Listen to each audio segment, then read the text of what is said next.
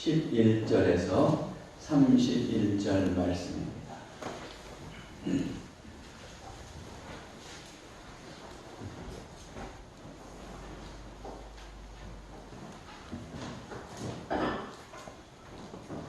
이 계시의 말씀을 한 절씩 교독하겠습니다.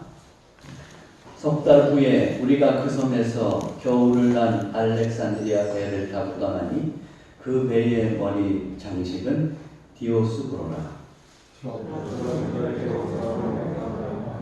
거기서 둘러가서 레기온에 이르러 하루를 지낸 후 남풍이 일어나므로 이튿날 보디올에 이르러 거기서 형제들을 만나 그들의 청함을 받아 이레를 함께 먹으니라. 그래서 우리는 이와 같이 로마로 가니라. 그곳 형제들이 우리 소식을 듣고 아피오 광장과 트레이스 타르베네까지 맞으러 오니 바울이 그들을 보고 하나님께 감사하고 담대한 마음을 얻으니라. 우리가 로마에 들어가니 바울에게는 자리를 지키는 한 군과 함께 따르게 허락하더라. 사흘 후에 바울이 유대인 중 높은 사람들을 청하여 그들이 모인 후에 이르되 여러분 형제들아 내가 이스라엘 백성이나 우리 조상의 관습을 배척한 일이 없는데 예루살렘에서 로마인의 손에 죄수로 내준 바 되었으니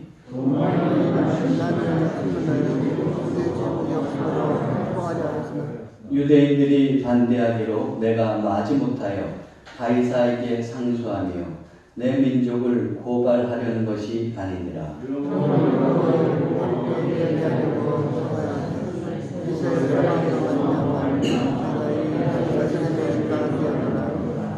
그들이 이르되 우리가 유대에서 네게 대한 편지도 받은 일이 없고 또 형제 중 누가 와서 네게 대하여 좋지 못한 것을 전하든지 이야기한 일도 없느니라. 이에 우리가 너희 조상이 어떠한가 듣고자 하니 이 파에 대하여는 어디든지 판결을 받는 줄 알리라.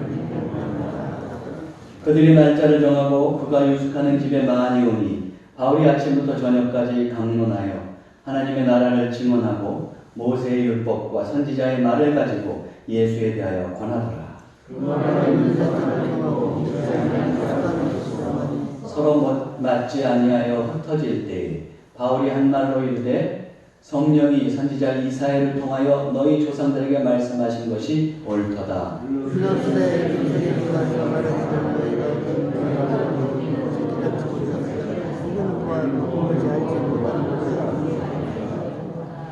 이 백성들의 마음이 우둔하여져서 그 귀로는 둔하게 듣고 그 눈은 감았으니 이는 눈으로 보고 귀로 듣고 마음으로 깨달아 돌아오면 내가 고쳐줄까 함이라 하였으니 그런즉 하나님이 모니 이방인에게로 보내어 그것을 우리가 알아라. 바울이 온 이태를 자기 셋집에 머물면서 자기에게 오는 사람을 다 영접하고 하나님의 나라를 전파하며 주 예수 그리스도의 관한 모든 것을 담대하게 거침없이 가르치더라. 아멘.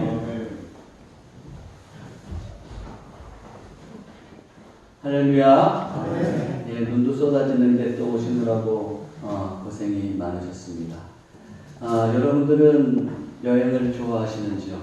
저는 여행을 다니는 것을 그닥 즐기지는 않습니다. 특별히 캠핑 별로 좋아하지 않습니다. 유소년 시절에는 캠핑 많이 다녔습니다. 보이스카우트를 했기 때문에 많이 다녔어요. 근데 작년이 되면서는 캠핑 별로 좋아하지 않습니다. 쾌적한 곳 많은데 왜 굳이 천막 치고 거기서 자야 되는지 전 잘 이해할 수 없습니다. 강 목사님이 종종 등산 가서 캠핑하자고 저한테 권하는 경우 있는데 제가 그때마다 하는 말이에요. 겨울에 추운데 그냥 탁탁한 바닥에 오들오들 떨면서 왜 자냐. 여름에 더운데 땀 삐삐 흘리면서 목이 물리면서 왜 천막에서 자냐. 제가 그러고는 합니다.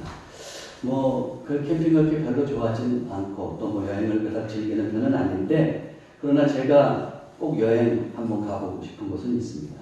이게 뭐냐면 바로 산티아고 순례길입니다. 몇 년 전부터 우리나라에서도 많은 분들이 그 산티아고, 스페인에 있는 그 산티아고 순례길을 가는 것으로 알고 있습니다. 사실 지금은 믿지 않는 사람들도 많이 가지만 그 산티아고 길은 믿는 사람들이 이제 순례하는 길이었죠. 그 산티아고라고 하는 것은 야고보의 이름을 말합니다. 그래서 야고보의 시신이 있는 산티아고 데 콤포스텔라, 거기까지 향해 가면서 이제 영적으로 하나님을 만나고 대화하면서 쭉 걸어가는 길이라고 할 수가 있습니다. 산티아고가 야고보의 이름이라고 했는데 이제 야고보가 복음을 들고 스페인까지 가서 복음을 전했다고 이렇게 알려지고 있지 않습니까? 근데 스페인 사람들은 그 야고보를 뭐라고 불렀냐면 이아고라고 불렀어요. 근데 그냥 이아고라고 부르지 않고 거기에 성자라는 뜻의 산토를 붙였습니다. 그래서 산토 이아고 붙였어요. 그러다 보니까 그 말이 붙어서 산티아고가 된 겁니다. 그래서 이제 스페인 사람들은 보통 야고보의 이름을 부를 때, 야고보 사도의 이름을 부를 때 산티아고라고 부릅니다. 그 순례의 역사가 벌써 1000년 이상 되었습니다. 그 산티아고 순례길의 가장 전형적인 순례길은 프랑스 생장에서 이제 출발해서 약 800km를 걸어서 가는 거예요. 근데 가다가 보면 이제 사람들이 중간에 묵어야 되잖아요. 근데 순례자들만 먹을 수 있는 그 숙박 여관이 있어요. 그게 이제 알베르게죠. 알베르게라고 하는데 제가 이렇게 잘 얘기한다고 해서 가본 건 아니죠. 그냥 이제 책 보고 그러면서 한 건데 알베르게예요. 근데 알베르게에서 묵으려면 어떻게 해야 되느냐? 그 순례 여권을 발급받아야 됩니다. 그 여권이 이제 크레덴시알이라고 하는데 그 생장에서 출발할 때 이제 거기서 그 여권을 발급받아요. 그러면서 가서 알베르게에서 묵고 거기서 밥 먹고 하루 자면 알베르게에서 이제 그 주인이 거기서 묵었다, 거기까지 왔다는 표시로 도장을 탁 찍어줍니다. 알베르게마다 각 여관마다 도장의 모양이 다 달라요. 근데 도장을 찍어요. 그러면서 쭉 800km를 지나서 그 도장을 쭉 받고 가잖아요. 그래서 이제 산티아고 데 콤포스텔라에 이르면 그러면은 그 순례길을 다 이제 마쳤다, 완주했다고 하는 증명서를 이제 그 관리소에서 발급해 줍니다. 저도 이제 그 산티아고를 걸으면서 기도하면서 쭉 한번 걸어보죠. 걸을 때는 기도하는 거예요. 그렇게 해서 이제 저녁 때 쉬고 먹고 쉬다가 다시 걷고 그러면서 한번 그 800km를 걸으면 제 영혼이 좀 더 가벼워지지 않을까 이제 그런 생각을 해봅니다. 그런데 그것과 더불어서 마지막에는 그 증명서를 꼭 받고 싶습니다. 왜 받고 싶습니까? 그 증명서를 받았을 때 내가 중간에 포기하지 않고 그 여정을 쭉 마쳤다고 하는 그 표시가 되잖아요. 그거 자랑할 건 없어요. 그렇지만 저에게는 그 여정을 완주했다고 하는 큰 의미로 다가올 것 같아요. 만약에 제가 이 순례길을 떠나서 갔지만 완주하지 못한다면 그 증명서는 못 받겠죠. 그 증명서를 받으려면 저는 어떻게 됩니까? 출발했으면 어찌됐든지 간에 산티아고 데 콤포스텔라까지 가야 됩니다. 그래야 증명서를 받을 수 있습니다.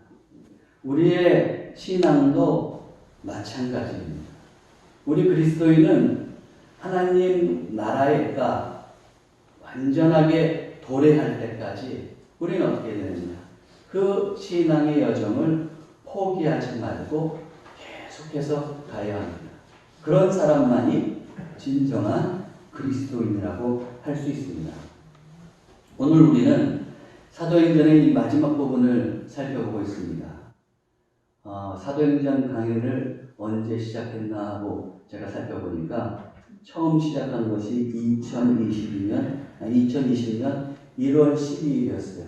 그러니까 어떻게 하다 보니까 제가 이제 매달 매주 한 달에 한 번은 설교를 안 한 적도 있으니까 매주 한 건 아니지만 어떻습니까? 어쨌든 한 3년여에 걸쳐서 우리는 이제 사도행전의 마지막 부분에 이르렀습니다. 원래 이 책 한 권을 떼면은 떡거리 해야 되는 거 아니에요? 떡을 먹어야 되는데. 하여튼 오늘 그렇게 이르렀습니다. 그런데 오늘 우리가 읽은 말씀은 세 부분으로 기록되어 있습니다. 먼저 11절에서 16절은 사도 바울이 이제 멜리데 섬에서 출발해서 로마에 이르는 과정을 기록하고 있고, 17절에서 29절은 사도 바울이 로마에서 유대인들 앞에서 자신을 변호하고 복음을 전하는 그런 내용이 기록되어 있습니다. 그리고 마지막 30절, 31절은 사도 바울이 2년 동안 로마에 머물면서 활동했던 것을 기록하고 있어요. 우리는 먼저 오늘 그 30절, 31절을 살펴보려고 하는데, 이것을 보면 우리 그리스도인의 목적이 뭔지를 우리가 좀 확연하게 알 수가 있습니다. 30절, 31절을 먼저 보겠어요. 바울이 온 이태를 자기 셋집에 머물면서 자기에게 오는 사람을 다 영접하고 하나님의 나라를 전파하며 주 예수 그리스도에 관한 모든 것을 담대하게 거침없이 가르치더라. 바울이 2년 동안 이제 로마에서 머뭅니다. 근데 셋집에서 머물렀다고 그랬어요. 이게 무슨 말이냐? 그는 가택 연금을 당한 상태로 그 로마에서 머물게 된 거예요. 16절에 뭐라고 되어 있냐? 우리가 로마에 들어가니 바울에게는 자기를 지키는 한 군인과 함께 따로 있게 허락하더라. 그러니까 정식 감옥에 딱 갇힌 것이 아니고 이제 그를 한 세를 내는 그 집을 얻어가지고 거기에 있게 하면서 그러면서 로마 병사가 하나 지키게 하는 거죠. 그 연금 상태로 이제 2년을 있게 된 겁니다. 그런데 그가 2년을 있으면서 사람들에게 뭘 전했느냐? 하나님의 나라를 전했다. 하나님의 나라. 근데 이 하나님의 나라는 어떻게 들어갈 수 있습니까? 예수 그리스도를 통해서 들어갈 수 있는 것이죠. 그래서 주 예수 그리스도에 관한 모든 것을 담대하고 거침없이 가르쳤다. 그런 겁니다. 예수 그리스도를 통해서 들어가기 때문에 예수 그리스도를 가르친 거죠. 우리가 여기서 분명히 알 수 있는 것은 뭡니까? 바로 그 바울의 목적은 하나님 나라였다는 거예요. 하나님 나라의 믿음을 가지고 있었고, 그리고 하나님 나라를 전했어요. 그리고 그 하나님 나라를 들어가기 위해서는 꼭 예수 그리스도를 믿어야 된다는 것을 담대하게 전하는 것이죠. 이것을 통해서 우리가 알 수 있는 것, 우리 그리스도인의 최종 목적은 뭡니까? 바로 하나님 나라예요. 그 하나님 나라를 향해서 가는데, 그래서 우리가 믿음을, 하나님 나라를 향해서 활동하는 믿음을 간직하고, 또 그 하나님 나라를 전하고, 그것뿐만 아니라 하나님 나라를 완벽하게 구현하지는 못하지만 내 삶의 자리를 하나님의 나라로 만들어가려고 애쓰는 거예요. 그래서 저는 그 표현을 이렇게 한다고 했죠. 작은 천국 만들기. 그런 작은 천국을 나의 삶의 자리에서 만들어 가야 된다는 것이죠. 하나님 나라를 목적으로 해서 이 세 가지, 하나님 나라를 향한 믿음을 계속 가지고 복음을 전하는 그런 작은 천국을 만들어 가는 것. 그것을 언제까지? 하나님 나라가 비로소 도래할 때까지 해 가야 됩니다. 끝까지 가야 되는 거예요. 그래서 저는 그것을 향해서 뭐라고 이야기하고 싶냐 하면 하나님 나라를 향한 여정이다. 이렇게 얘기하고 싶습니다. 이 여정을 끝까지 가야 되는 겁니다. 중간에 포기하면 안 돼요. 중간에 낙심했다고 그만두면 어떻게 하느냐? 그러면 우리는 하나님 나라의 백성이 될 수 없는 겁니다. 그래서 끝까지 가야 되는 것이죠. 자, 그런데 이 길을 가다가 보면 기쁨도 있고 보람도 있어요. 그래서 이제 우리는 그것을 바울이 로마에 이르는 과정을 통해서도 볼 수가 있는데 한번 보세요. 11절을 보세요. 석 달 후에 우리가 그 섬에서 겨울을 난 알렉산드리아 배를 타고 떠나니 그 배의 머리 장식은 디오스구로라. 자, 알렉산드리아 배는 어떤 배입니까? 로마에서 알렉산드리아를 왔다 갔다 하는 배라고 했어요. 그 배를 타고 가다가 지금 남파당에서 멜리데 섬에 머물렀지 않습니까? 거기서 그런데 석 달을 머물렀어요. 그리고 이제 배도 또 준비를 했겠죠. 그리고 나서 겨울을 난 후에, 석 달 후에 이제 다시 그 배를 타고 떠나는데 그 머리의 장식은 디오스구로라 그랬어요. 디오스쿠로이. 이건 뭐냐면 그 제우스의 쌍둥이 아들을 의미합니다. 두 신을 의미해요. 그 항해의 신이에요. 그래서 항해를 도와줄 거다. 그리고 뭐 난파가 돼도 자기 배를 지켜줄 거다 이렇게 생각해서 디오스쿠로라고 이름 지었겠죠. 그러면 어떻습니까? 이 디오스쿠로 배를 타고 가다가 유라굴로 광풍을 만났잖아요. 그래서 난파도 나고 다 죽을 뻔하다가 겨우 살아서 멜리데 섬으로 가지 않았습니까? 수호신이 배를 지켜주는 게 아니죠. 사람의 목숨을 살려주는 게 아니죠. 그 가운데서 하나님께서 역사하셔서 하나님께서 사자를 통해서 바울에게 말씀하셨죠. 배에 있는 사람들의 생명을 다 무사하게 해주겠다는 그 음성을 듣지 않습니까? 하나님의 손길에 붙잡힐 때 우리는 어때요? 우리는 안전할 수 있는 겁니다. 우리는 인생의 그 바다를 오늘도 또 항해해 가고 있습니다. 그 바다를 항해해 갈 때에 세상의 것들 또한 세상의 잡것들 이런 것들이 우리를 구해주는 것이 아니고 오직 하나님만이 우리를 주관해 가실 수 있다는 것을 우리는 분명히 기억해야 됩니다. 이제 이렇게 배를 타고 이제 갑니다. 그래서 어디를 향해 갑니까? 이제 어디를 거쳐 갑니까? 우리 12절에 14절을 봅니다. 수라구사에 대고 사흘을 있다가 거기서 들러가서 레기온에 이르러 하루를 지낸 후 남풍이 일어나므로 이튿날 보디올에 이르러 거기서 형제들을 만나 그들의 청함을 받아 2일을 함께 머무니라. 그래서 우리는 이와 같이 로마로 가니라 했어요.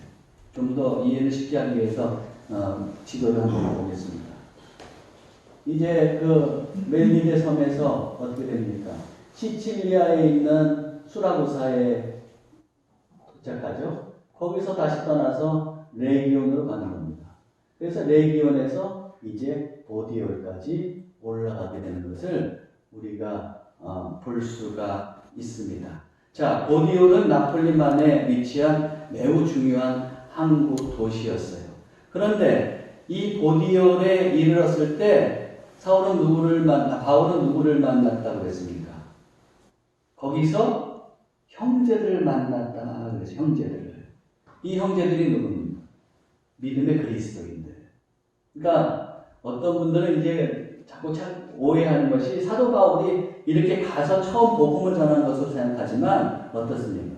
사도 바울이 가기 전에 이미 복음은 로마까지 들어가서 전해져 있었어요. 믿는 사람들이 많이 있었습니다. 물론 사도 바울이 가서 또 복음을 전했겠지만 그전에도 믿는 사람들이 많이 있었어요. 그런데 이 보디올에도 그래서 그리스도인들이 있었던 거죠. 그래서 사도 바울이 온다는 소식을 듣고 이제 어떻게 하냐면은 거기서 이제 사도 바울이 왔다는 소식을 듣고 그 그리스도인들이 사도 바울을 만난 것이죠. 근데 그들이 어떻게 했어요? 아유, 좀 더 지내다 가시죠. 아마 이랬던 것 같아요. 그랬더니 이제 그 바울을 호송에 가는 책임을 맡은 백부장 율리오가 이제 아량을 베푼 것이죠. 그래서 어떻게 합니까? 거기서 2일을 머물면서 성도의 교제를 했습니다. 성도의 교제를 하고 이어서 이제 일주일 후에 다시 로마를 향해서 가게 됩니다. 그래서 15절을 보면 그곳 형제들이 우리 소식을 듣고 아비오 광장과 트레이스 타르베네까지 맞으러 오니 바울이 그들을 보고 하나님께 감사하고 담대한 마음을 얻으니라 이렇게 기록되어 있습니다. 로마에 있는 형제들이 바울이 오고 있다는 소식을 이제 들었어요. 그래서 어떡합니까? 먼저 그 로마에 있지 않고 내려오는 거예요. 어디까지 내려오느냐? 아비오 광장까지 내려오고 트레이스 타르베네 이건 뭐냐면 새 여관이라는 뜻입니다. 새 여관이라는 뜻의 그 장소까지도 내려오는 거예요. 아비오는 로마에서 한 73km 떨어져 있는 곳입니다. 또 트레이스 타르베네는 로마에서 한 56km 떨어져 있는 곳. 그곳까지 멀리 내려와서 그래서 바울을 맞이하는 거예요. 그러니까 한번 생각해 보세요. 바울이 이렇게 이제 로마에 재판받으러 가는데 믿는 사람들이 막 환대해 줍니다. 또 미리 로마에 있지 않고 그냥 걸어 나와서 친히 환영해 줘요. 그러니 그렇게 환대를 받을 때 사도 바울이 어떻게 했어요? 너무 기뻤겠죠. 자기 사역에 보람을 느꼈을 거예요. 그래서 하나님께 감사, 더욱더 용기를 얻는 그런 마음을 갖게 되는 것이죠. 자, 그래요. 우리가 하나님 나라를 향해서 갈 때 하나님께서 우리에게 믿음의 형제자매를 허락해 주시고 서로 사랑의 교제를 나누며 위로하고 또 용기를 얻게 하신다는 것을 기억하셔야 돼요. 이렇게 환대했던 사람들이 오늘날 누구냐? 바로 여러분들 주위 사람을 보세요. 내 옆에 있는 믿음의 형제자매들이 이런 사람들. 그래서 우리는 이런 사람들을 통해서 더욱더 어떻게 됩니까? 힘을 얻는 거예요. 용기를 얻고 낙심했을 때 또 그들이 위로해주면 그것으로 힘을 얻고 그러면서 으쌰으쌰 하면서 이제 힘을 내서 갈 수 있는 거죠. 그러므로 믿음의 형제자매가 있다는 것을 우리도 감사해야 됩니다. 그러나 여러분 더 기억해야 될 것이 있어요. 내가 그렇게 이제 위로만 받고 힘만 얻는 것이 아니라 또 나 또한 그 상대방에게 든든한 버팀목이 되어줘야죠. 그렇죠? 그들에게 또한 그래서 내 주위에 있는 사람들을 내가 환대하면서 살아갈 수 있어야 된다. 자, 어쨌든 어떻습니까? 사도 바울은 로마를 향해 가면서 이렇게 믿음의 사람들의 환대를 받으면서 용기 백배해지는 것처럼 우리도 어때요? 신앙생활을 하면서 하나님 나라를 향해서 갈 때 내 주변에 믿는 사람들, 이런 사람들과 교제를 나누면서 어때요? 더 기뻐지고 더 용기를 내고 그러면서 담대하게 걸어갈 수 있는 것이죠. 그런데 여러분, 우리가 하나님 나라를 향해서 갈 때 이런 기쁜 일만 있나요? 그런 것도 아니라는. 가다가 보면 또 문제가 생기기도 해요. 거절감을 느끼기도 하고 그래서 또 내가 믿음의 방해를 받기도 합니다. 사도 바울도 그런 거예요. 이제 어떻습니까? 그렇게 해서 그는 로마에 도착했어요. 그 이후의 일들은 어떤 일이 일어나는지 한번 보세요. 16절, 17절 상반절을 보겠어요. 우리가 로마에 들어가니 바울에게는 자기를 지키는 한 군인과 함께 따로 있게 허락하더라. 사흘 후에 바울이 유대인 중 높은 사람들을 청하여 그들이 모인 후에 이르되 그랬어요. 그는 사흘 후에 그 로마에도 이제 기독교인은 아니지만 유대인들이 살고 있었을 거 아니에요. 그 유대인들이 사는데 유대인들 중에 좀 높은 사람들, 그 영향력 있는 사람들을 불렀어요. 뭔가 하고 싶은 이야기가 있었겠죠. 무슨 얘기를 하려고 할까요? 17절 하반절에서 19절입니다. 뭐라고 얘기합니까? 사도 바울이. 형제들아, 여러분 형제들아, 내가 이스라엘 백성이나 우리 조상의 관습을 배척한 일이 없는데 예루살렘에서 로마인의 손에 죄수로 내준 바 되었으니 로마인은 나를 신문하여 죽일 제목이 없으므로 석방하려 하였으나 유대인들이 반대하기로 내가 마지못하여 가이사에게 상소함으로 내 민족을 고발하려는 것이 아니니라. 무슨 말이에요? 자기가 예루살렘 그 이스라엘 백성이나 또 그 조상 대대로 내려오는 관습, 율법적인 관습들 이런 걸 배척한 일이 없었다 이거죠.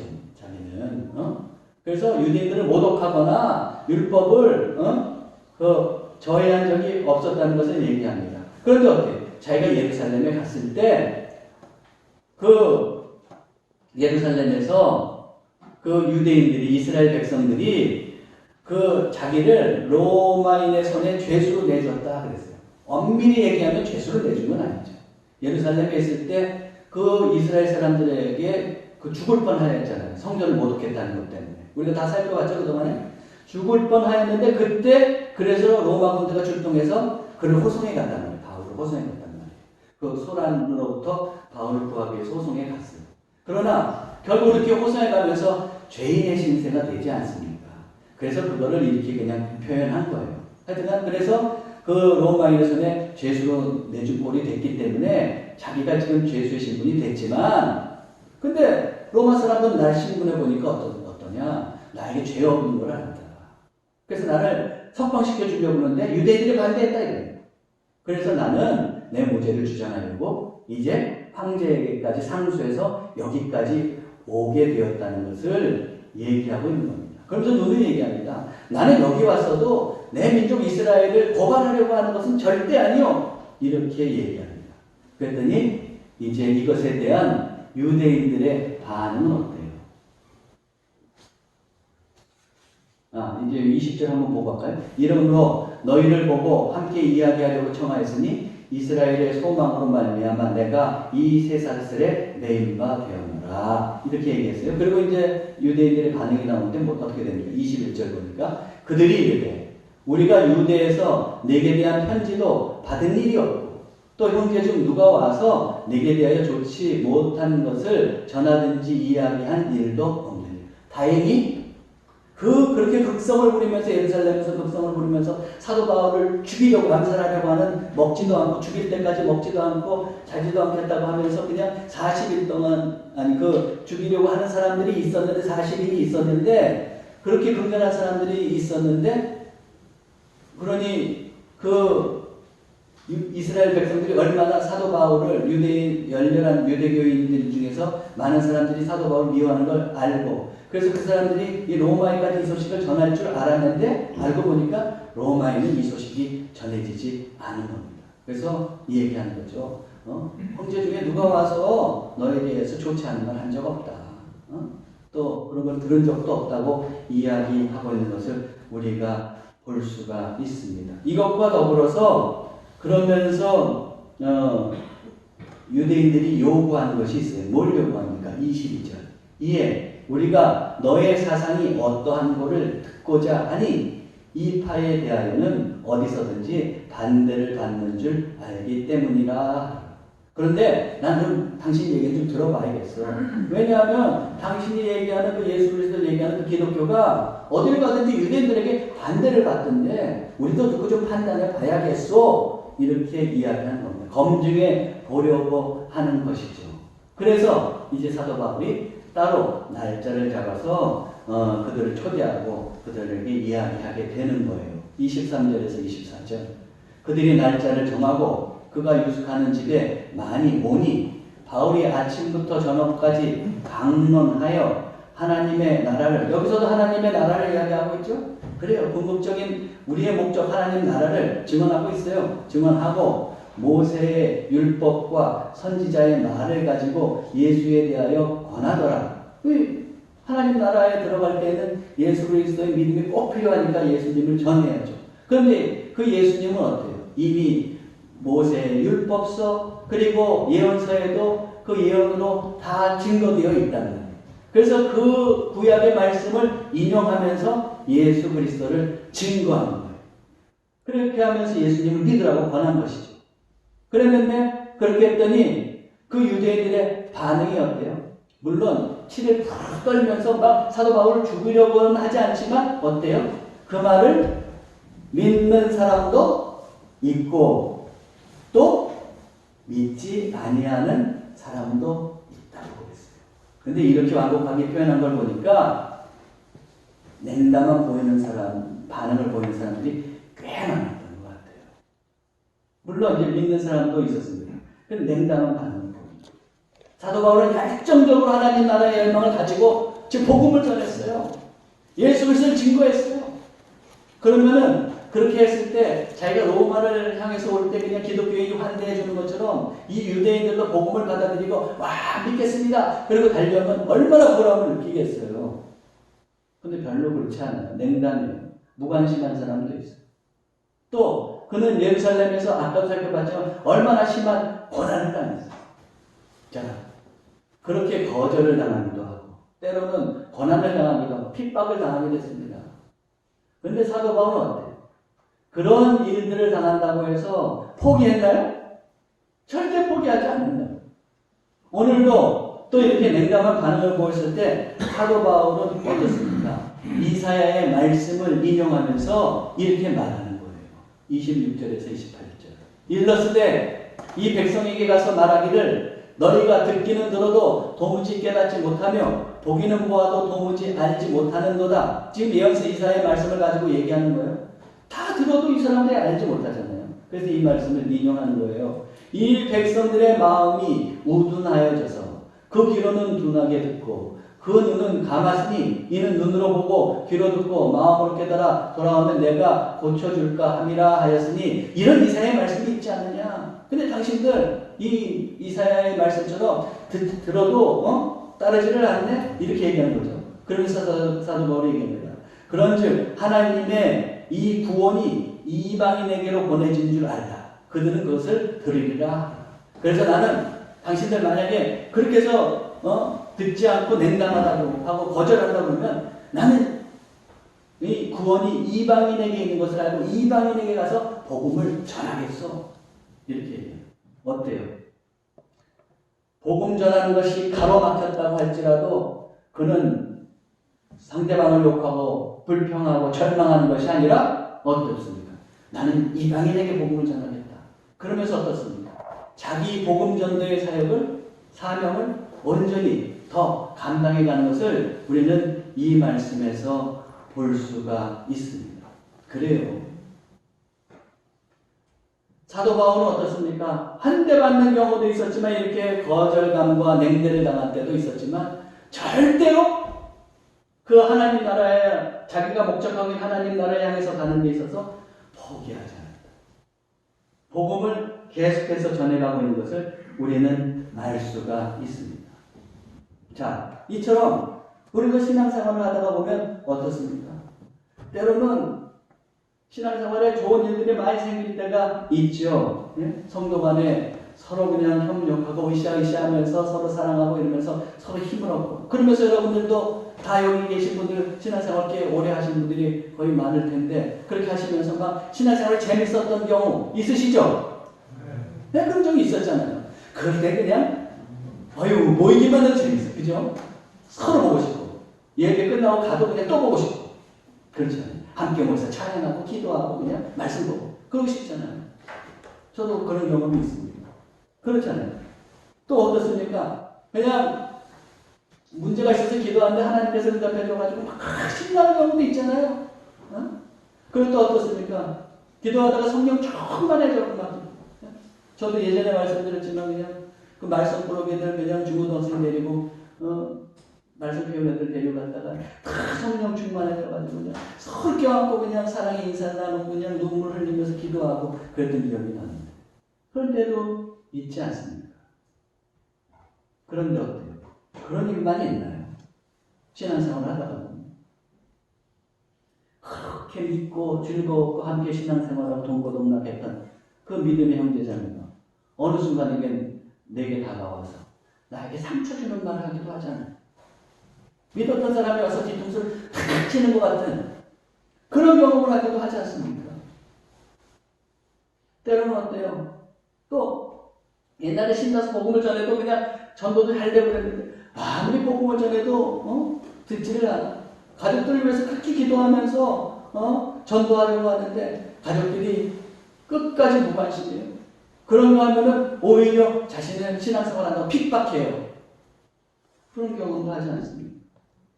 문제가 있어서 기도하는데 어떻게 된 건지 하나님은 벙어리가 되셨는지 아니면 관심이 없으신지 내 기도에 전혀 응답하시지 않는 것 같은 어두운 터널을 지나는 것과 같은 그런 과정을 겪기도 합니다. 성령 충만했던 것은 먼 옛날의 얘기 같고 그냥 경험하지 못해서 습관적으로 또 교회를 나오기도 하죠. 목사님 앞에서 그냥 열정적으로 얘기하는 거 같은데 하나도 뒤에 안 들어와. 그런 경험을 하게 돼요. 자꾸 막 그냥 세상의 일들이 나를 그냥 방해하고 어지럽혀가지고 전혀 말씀이 들어오지 않는 그런 경험을 하기도 합니다. 자, 그럼 여러분 이런 심란한 경험을 맞이했다고 우리가 거기서 신앙생활을 포기해야 됩니까? 사도 바울은 어때요? 사도 바울은 끝까지 포기하지 않고 가는 거예요. 우리가 아까 30절, 31절 거기를 봤지만 30절, 31절을 봤지만 어때요? 사도 바울은 이때 동안 거기서 찾아오는 사람들에게 복음을 전하더라. 그걸 그냥 끝나버렸어. 그러면 사도 바울은 마지막은 어떻게 됐을까요? 우리가 알 수 있어요? 성경에는 없다고. 그래서 많은 주석가들이 추측하는 거예요. 추측하면 뭐라고 하냐면 사도 바울은 로마에 있다가 복음을 전하다가 거기서 순교했을 거다. 그렇게 보기도 하고 또 어떤 사람들은 거기서 풀려나서 죄가 없으니까 풀려나서 그래서 더 복음을 전하러 이제 그 스페인을 향해서 갔을 거다. 그렇게 얘기돼요. 그렇게 이야기도 하지만 성경에는 그냥 끝났다고. 누가복음을 쓰고 그 다음에 사도행전을 쓰면서 왜 마지막을 이렇게 미완의 작품처럼 끝냈을까요? 누가 거기서 신앙적인 소리를 하고 싶은 것이 있지 않은가요? 저는 그렇게 생각해 봅니다. 이렇게 외치고 있는 것 같아요. 미완으로 끝내는 것 같으면서 이야기하는 사도 바울의 하나님의 나라를 향한 그 목적, 하나님을 나라를 향해서 가는 여정은 끝나지 않았습니다. 그는 계속해서 복음을 전합니다. 그 얘기를 하고 싶은 거예요. 그래서 완결짓지 않고 그의 마지막 삶을 완결짓지 않고 놓아둔 것 아닌가요? 그렇다면 우리 또한 어때야 됩니까? 하나님 나라에 이럴 때까지 때로는 즐겁고 그러나 때로는 방해받는 것 같고 괴롭고 힘들지라도 어떻게 해야 돼요? 무릎을 굽히고 포기하고 절망하고 있는 것이 아니에요. 그럴 때도 좀 힘들지만 성령의 의지에서 우리가 무릎을 펴고 하나님 나라를 향해서 걸어갈 수 있어야 돼요. 내 믿음을 온전히 붙잡고 걸어갈 수 있어야 돼요. 기도가 잘 안 나와요.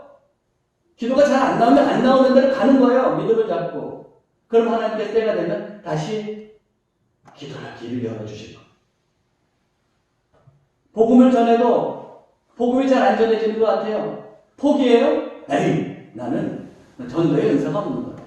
아니에요. 우리 가족은 틀려먹었어. 아니에요. 그럼에도 불구하고 우리는 복음을 전해야 돼요. 그럼 하나님의 때가 되면 하나님께서 역사해 주실 거예요. 내 주변을 작은 천국을 만들어 가려고 하는데 사람들이 협조해 주지 않아요. 전혀 그냥 막 소용돌이 같아요. 평화의 공동체가 되지 않는 것 같아요. 그럼에도 포기하는 것이 아니라 기도하면서 부단히 그리스도의 성품을 따라가면서 내 삶의 자리를 작은 천국으로 만들어 가려고 해야 되는 것. 그런 기독교인의 희망을 가지고 갈 때 하나님께서 때가 되면 중간중간에 역사해 주십니다. 응답해 주십니다. 결실을 맺게 합니다.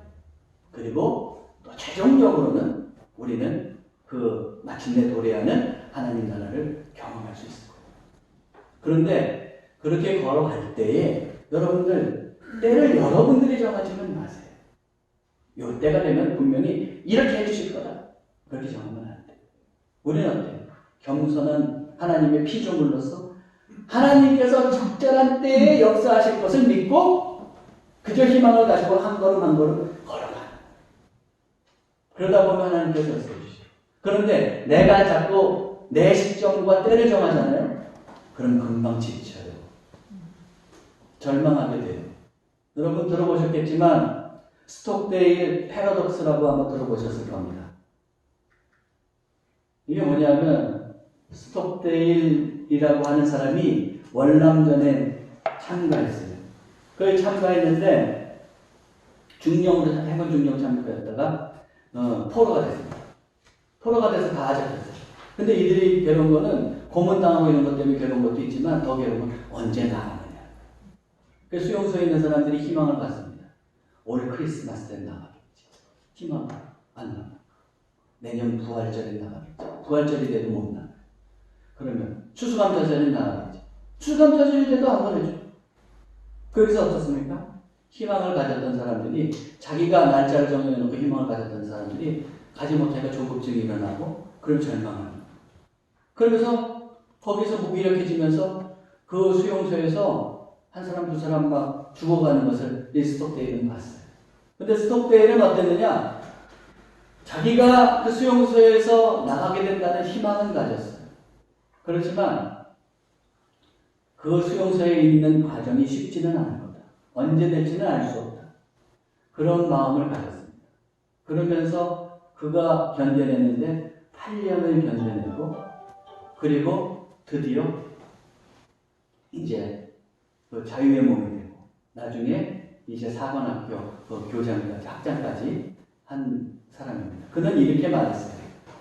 결국에는 성공할 것이라는 믿음을 잃지 않는 동시에 눈앞에 닥친 현실 속의 냉혹한 사실들을 직시해야 합니다. 그래요. 이게 중요합니다. 우리 그리스도인들이 기도하면서 뭔가 열심히 할 때 보면은 어떻습니까? 자꾸 그 결말의 때를 내가 정하는 경우가 있습니다. 하나님께서 이끌어 가셔야 되는데 내가 정해놓은 거예요. 그러다가 하나님의 때가 아직 다가오지 않았는데 그 일이 이루어지지 않으면 우리 스스로 절망할 때가 있어요. 여러분, 하나님의 역사하시는 때는 하나님께 맡기세요. 우리가 가져야 될 것은 하나님께서 꼭 이루어 주신다고 하는 희망을 가지고 그 끝나지 않은 길을 끝까지 걸어가는 겁니다. 말씀을 정리하려고 합니다. 우리 그리스도인은 하나님 나라를 향한 여정에 있는 사람들입니다. 사랑하는 성도 여러분, 그 하나님 나라에 이를 때까지 계속해서 걸어가시기 바랍니다. 믿음을 꼭 붙잡으세요. 복음을 더 인내하면서 전하세요. 또 여러분의 자리를 작은 천국으로 만들어 가시기 바랍니다. 하나님의 때가 비로소 이를 것이고 여러분 그 영광을 맛볼 것입니다. 마침내 노래하는 하나님 나라를 그래서 여러분들이 맛보고 그 영광의 순간을 위해서 오늘도 걸어가는 주님의 귀한 백성들이 되시기를 주님의 이름으로 축원합니다. 기도하겠습니다.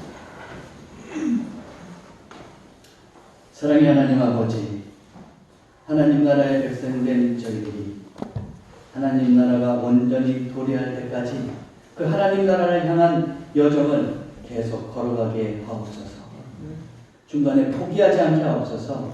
힘들더라도 마음을 단단히 하고 계속 믿음의 길을 걷게 하옵소서. 복음을 담대히 전하게 하옵소서. 우리 삶의 자리를 부단히 작은 천국으로 만들어가게 하옵소서. 그리하여 하나님께서 역사해 주시는 귀한 일들을 경험하며 주님과 더불어 더욱더 달려가는 저희들이 되도록 인도해 주옵소서. 우리 주 예수 그리스도의 이름으로 기도하옵나이다.